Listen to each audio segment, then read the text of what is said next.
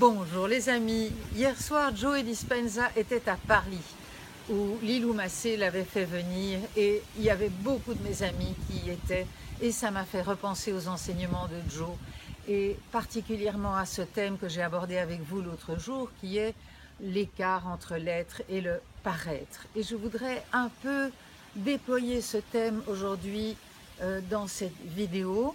C'est que ce à quoi j'ai réfléchi ce matin, c'est que plus grand est l'écart entre mon être et mon paraître, et bien plus grandes seront les compensations que je vais utiliser tant que je ne descends pas vers le fameux qui suis-je.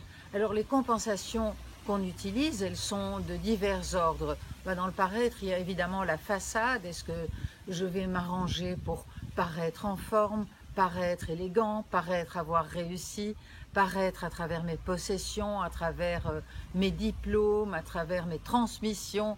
Bref, je crois que chaque être humain met énormément d'énergie pour jouer un rôle et pas toujours pour les bonnes raisons.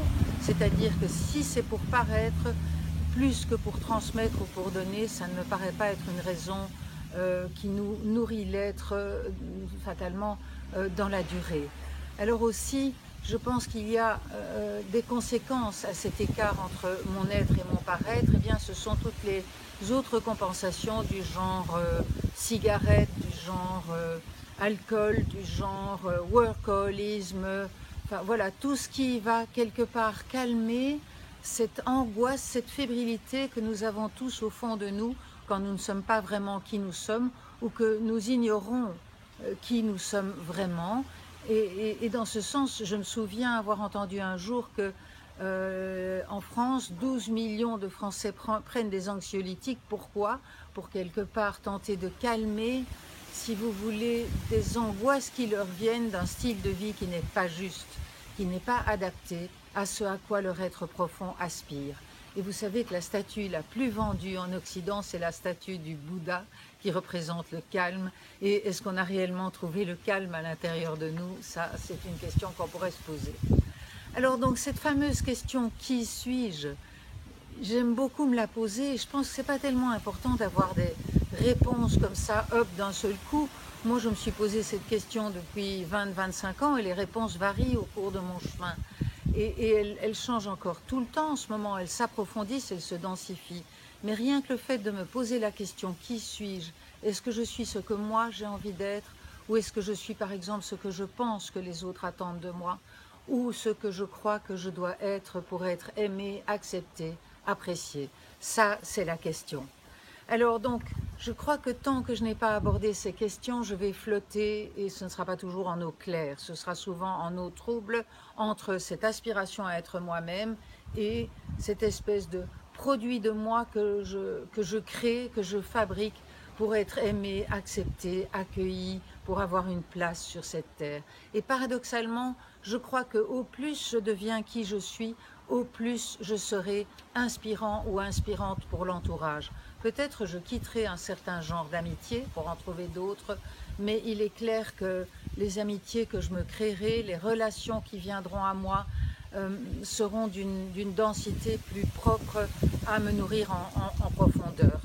Alors tant que je suis dans les compensations, tant que je suis dans le paraître, tant que j'essaie de calmer tous ces dossiers que je ne vais pas voir, il y a un problème.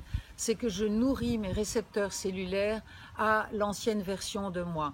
Alors si je vais par exemple faire du shopping, eh bien quelque part je serai calmée pendant un temps et mon corps va associer shopping à calme et donc ça va renforcer la compensation. Ou si je vais boire un petit verre avec mes amis, mon corps va être calmé temporairement, les récepteurs cellulaires vont être shootés au calme et je vais avoir besoin, hélas, de plus en plus de ces compensations. Ça peut jouer pour l'alimentation, ça peut jouer pour le travail. Chacun trouve son propre système pour éviter de regarder pleinement qu'est-ce qui n'est pas regardé en soi. Alors les questions que je voudrais vous proposer de ciseler, de cultiver vraiment à l'intérieur de vous-même sans vous inquiéter si vous n'avez pas les réponses, eh bien c'est de savoir quelles sont les joies que vous vivez le plus souvent. Est-ce que vous vivez des joies synthétiques ou est-ce que vous vivez des joies naturelles? Les joies synthétiques, eh bien, on a besoin d'un apport extérieur pour les vivre. Et c'est ok, il n'y a pas de souci avec ça, sauf si ce sont les seules qu'on expérimente. Et les joies de l'être, elles nous viennent principalement, vous connaissez mon leitmotiv pour certains, des 4 R. Ralentir, respirer, ensuite repérer ce qui se passe en moi, ce que je fais, ce que je vis, et puis ressentir ce qui est. Voilà, alors par rapport à ça, aujourd'hui, ce que je voudrais vous proposer de repérer, eh bien, c'est la réponse à quelques questions. La première, c'est qui suis-je? Est-ce que j'ose être moi-même? Et si aujourd'hui je faisais un petit pas pour plus être moi-même, lequel ce serait?